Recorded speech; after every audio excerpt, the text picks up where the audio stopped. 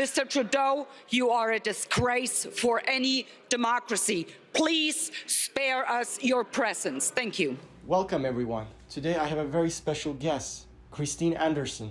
She is a member of the European Union Parliament. Anderson, thank you very much for accepting the invitation. Thanks for having me. How do you feel being back in Canada? I feel just great. I've really grown fond of Canada, and every time I come back, I fall in love with it even more. So, especially Alberta, really cool state. We were out last night, and I just had a blast.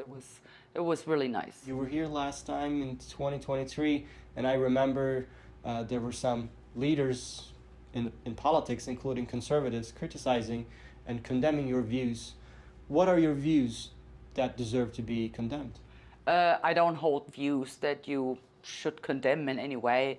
I mean, you know, just advocating for your national sovereignty, for your national identity, for your cultural identity, and to believe that women should not have to get undressed in front of biological men in public locker rooms or whatever.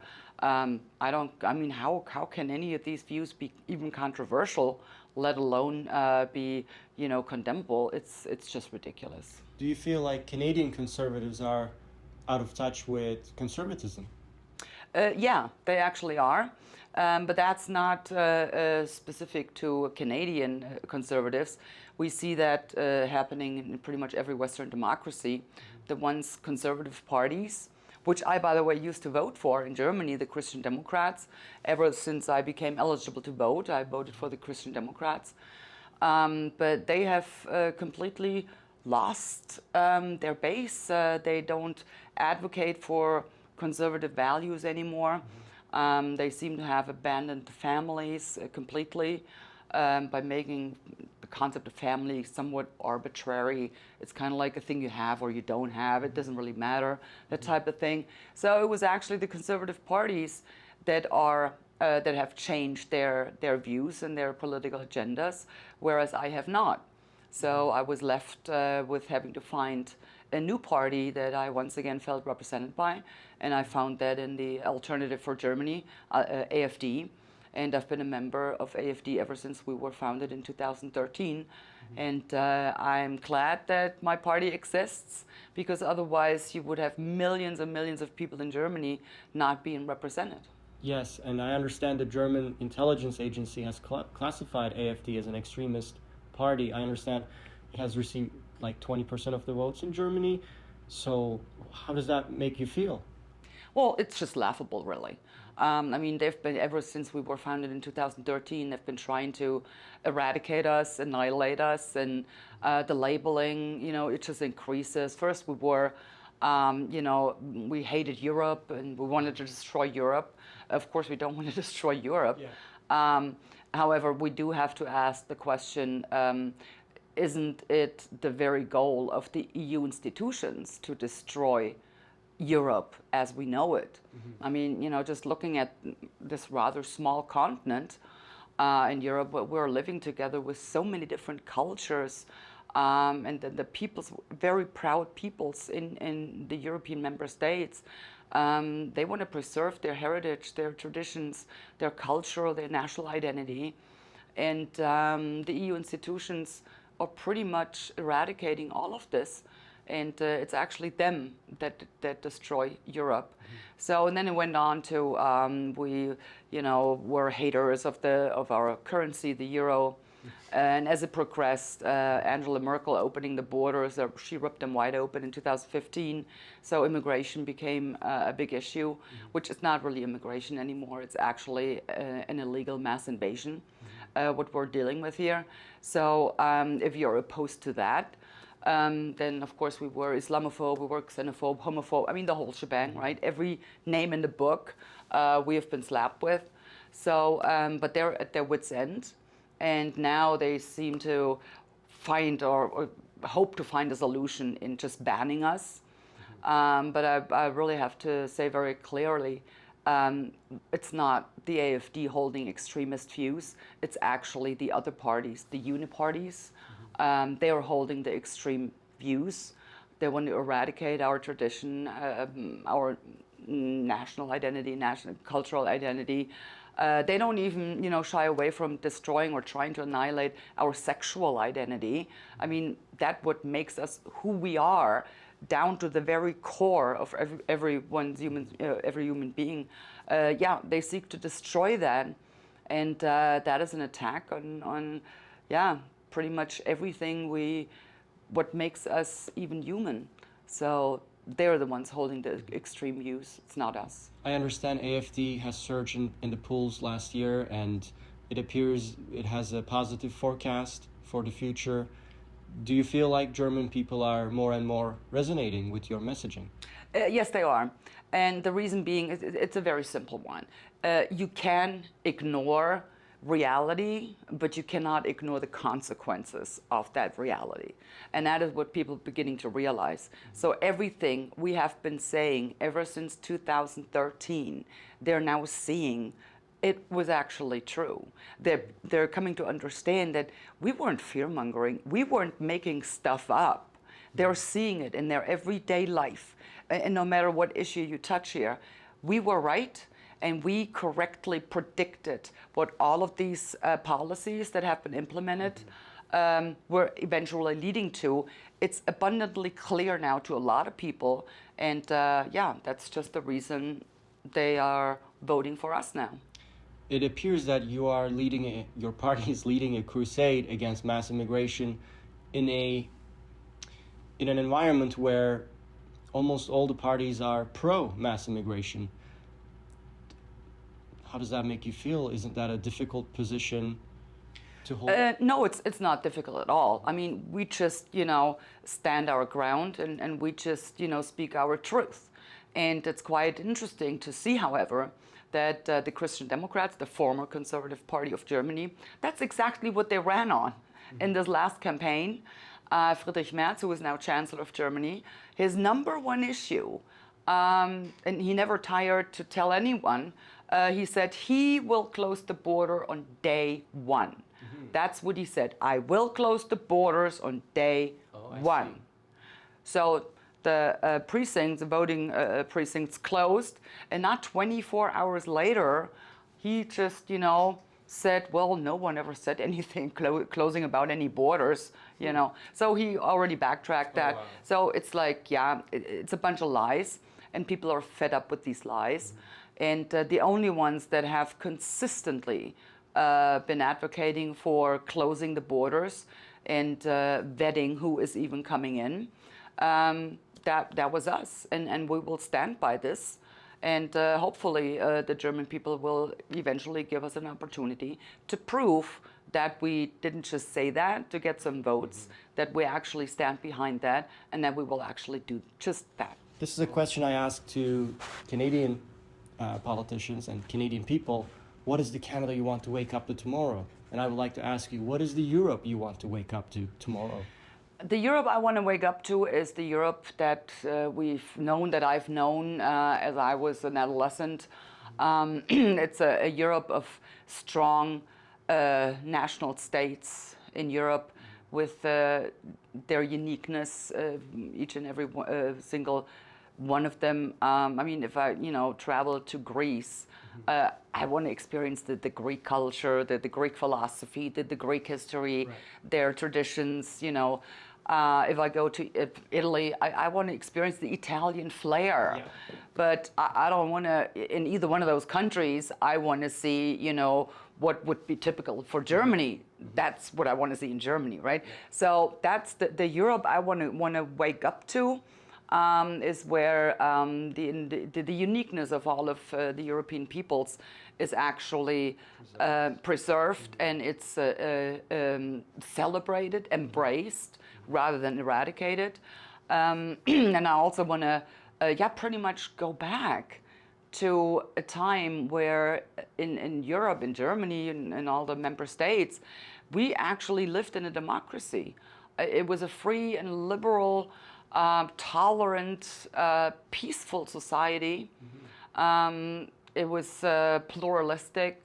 You had, several newspapers. They all covered the same story, of course, but they had different aspects to it. They highlighted certain ramifications. And so you could read a variety of aspects to any given story. But it was like, and then you could make up your own mind. Now when you open up a newspaper, down to the word, they repeat the same thing.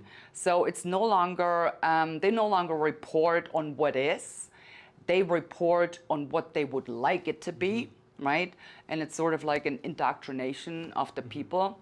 And if the people don't go along with that particular point of view, they're being shamed, they're being stigmatized, defamed, labeled, slapped with names.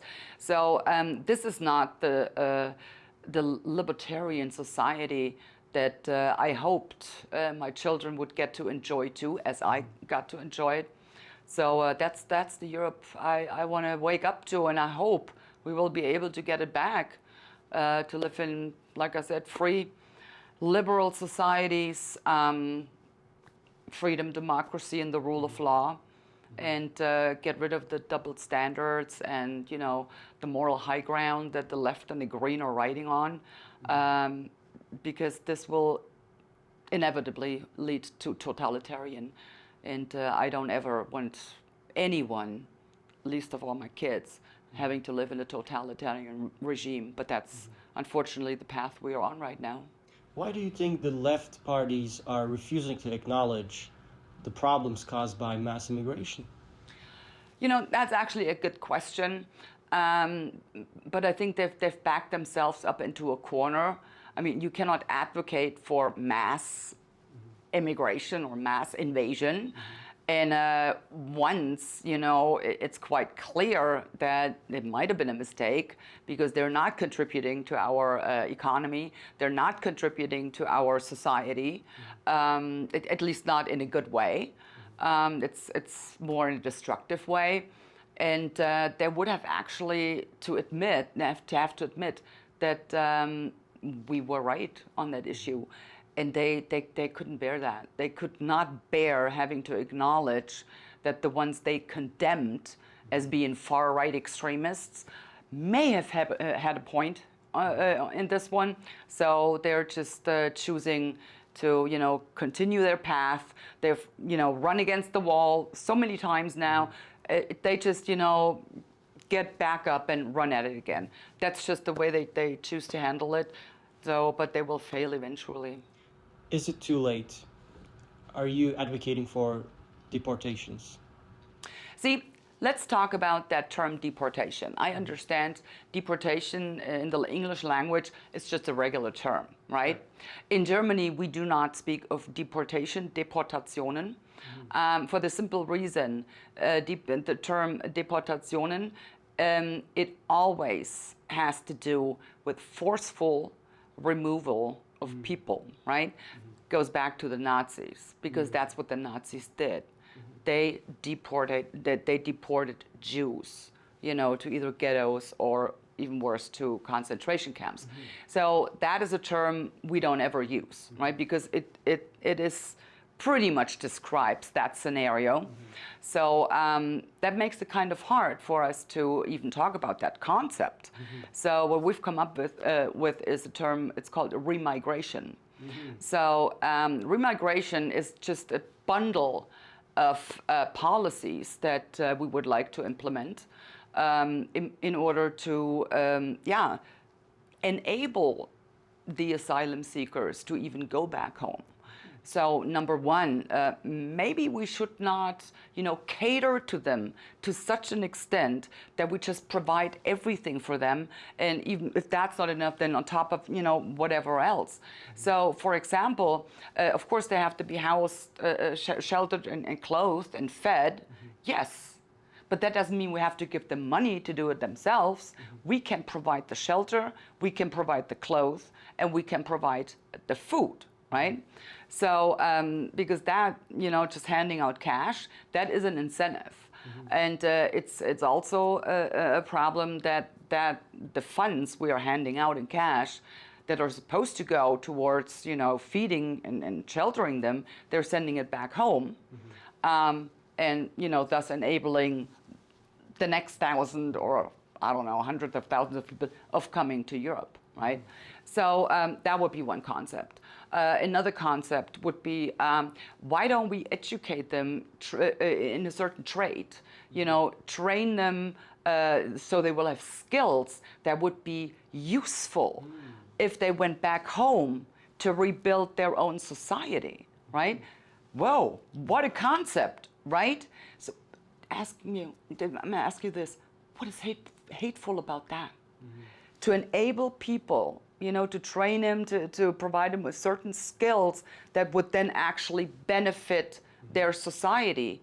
And that would eventually, hopefully, lead to the fact that you remove the reasons why they left their country in the first place. Wouldn't that be a great concept? So this is what we're talking about.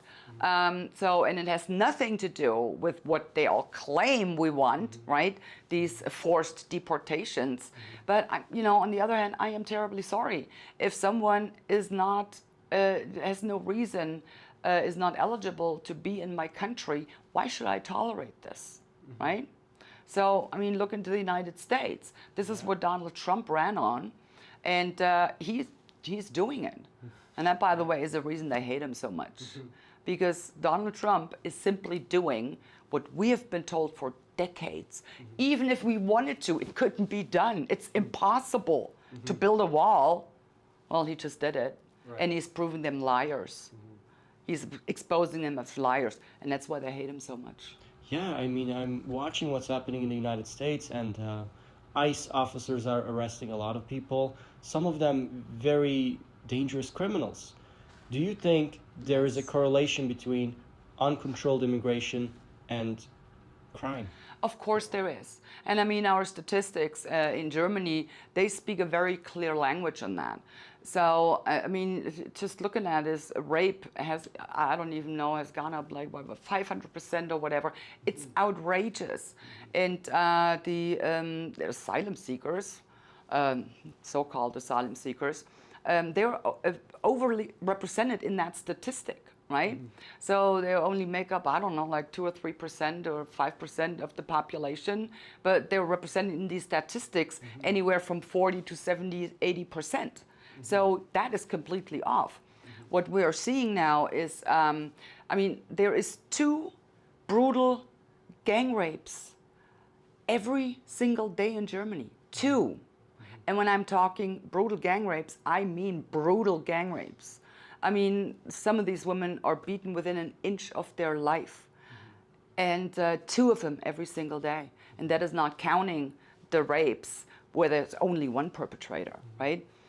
Look at these random knife attacks. They're no longer happening on a daily basis. We're seeing this on an hourly basis. There's like 12, 13, 14, 15 random knife attacks every single day in Germany. So wherever you go, you are not safe anywhere anymore. It can happen anytime, wherever you are. So we are simply not safe anymore. In Germany, there have been discussions about having separate train carriages so women can travel safely. Wow. Can you imagine? So what kind of society are you if you have to lock up the women so they would be safe? That sounds an awful lot like a Muslim country sounds like, but there is no Islamization going on. Of course there isn't, right? That's exactly what we're dealing with.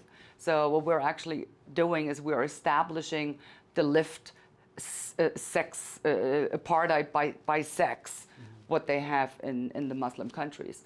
And I don't want that for my country. That is not what my fathers and forefathers fought for when they literally spilled their blood in the attempt to wrestle freedom, democracy, and the rule of law away from the former rulers. That's not what they spilled their blood for. And we should, for the sake of our children, we should, try to preserve that, because our homeland that I got to enjoy when I was a kid and an adolescent, and for the most part of my younger years, that was a precious gift given to us by our fathers and forefathers, but it wasn't a gift it's not a gift for us to keep. It was a gift that we were supposed to pass on to our children. And that I see my duty in that, and I will do whatever it takes to make that happen. And I will die trying to do so. And according to German intelligence agency, that makes you an extremist. That makes me an extremist, right? Exactly. Well, Christine Anderson, thank you very much for your time. Thank you so much. Thank you. If you would like to support investigative journalism, please donate at mediabezirgan.com/donate. Thank you.